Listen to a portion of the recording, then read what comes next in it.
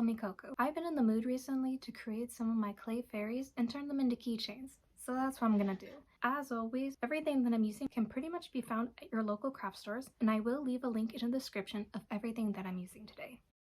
So to start, I whipped out my Premo Sculpy clay, broke off a small chunk, and began molding it to make it more malleable. Working the clay helps make it easier to sculpt and reduce stress or cracking on the clay. I then began to shape the clay into a bean-like shape and use a silicone tool to make two little indents on the face. These indents will be used to set the eyes into place. To do so, I rolled out two tiny balls of clay and gently pressed them into the sockets. Doing this helps keep the clay in place and prevents them from breaking off. I then proceeded to take more clay and began molding it into the shape of the body.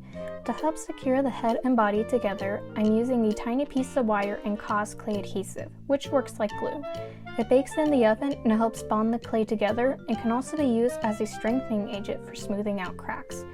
I then used a clay tool to help blend the head with the body and also started sculpting a little mushroom hat for my fairy. I also want my fairy to have a hair and a skirt made of leaves, so I rolled out small balls of clay and pinched them into little teardrops. I then used a metal tool to make little indents in the teardrop to indicate the grooves commonly seen on leaves. I needed to do this many times since I needed quite a few leaves for my little clay fairy. After I was done sculpting the leaves, I then proceeded to attach them to the bottom of the body to form a skirt, and also sculpted some arms and little feet. I also used the rest of the leaves for the hair of my fairy and attached them using the Cosclay adhesive. After the leaves were attached, I then sculpted some little fairy wings using 4 flat teardrops of clay and attached them to the back of my figure. I then took the little mushroom head that I sculpted earlier, and after accidentally dropping it into the abyss, I began to reform its shape by pinching the top a bit and also flattening out the edges to give it more of a mushroom cap shape. I then took my metal tool and began to make indents to imitate the grooves commonly seen under mushroom caps. After I finished the hat, I attached it to the head of my fairy using Cosclay adhesive.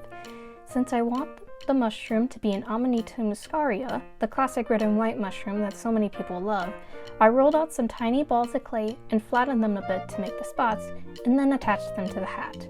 And since I wanted this to be a charm, I took a small wire pin and stuck it through the middle of the mushroom, pushing it down until the loop was slightly above the clay.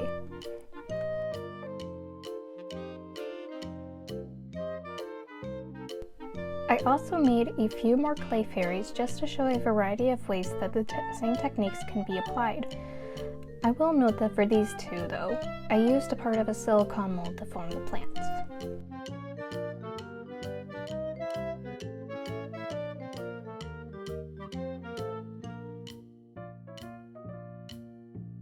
After baking them in the oven at 275 degrees for 30 minutes, I brought out my Posca Pens, which are pretty much paint markers, and began painting my fairies. While the pen alone is great for covering large spaces, it is difficult to get into smaller areas. So I ended up putting some of the paint onto a paper plate and using a brush to get into smaller crevices. Though I did use the Posca Pens for finer details such as the leaf highlights, eyes, and extra spots on the mushroom head. To seal the paint and prevent it from cracking, I'm using Liquitex matte varnish. Despite it saying matte, it still dries a bit shiny. However, unlike some other varnishes that I've tried, it doesn't get sticky after it dries and will not yellow over time. It does say to let it dry for 2 to 3 hours, so make sure to let it dry completely before handling it again.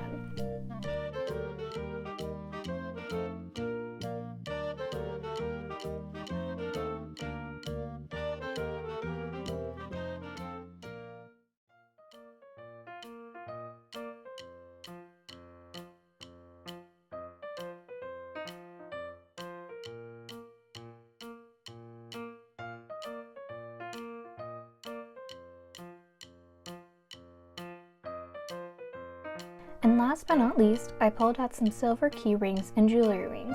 Using 2 pairs of jewelry pliers, I used one to hold the jewelry ring in place while using the other one to slightly pry the ring open. You don't want to pry it open too much though, as it could damage the ring and make it easier for the charm or key ring to slip out. I slipped the end of the keychain ring onto the jewelry ring and then slipped my clay charm onto it. I then used the second pair of pliers to close the jewelry ring together, which I also repeated for all the other charms.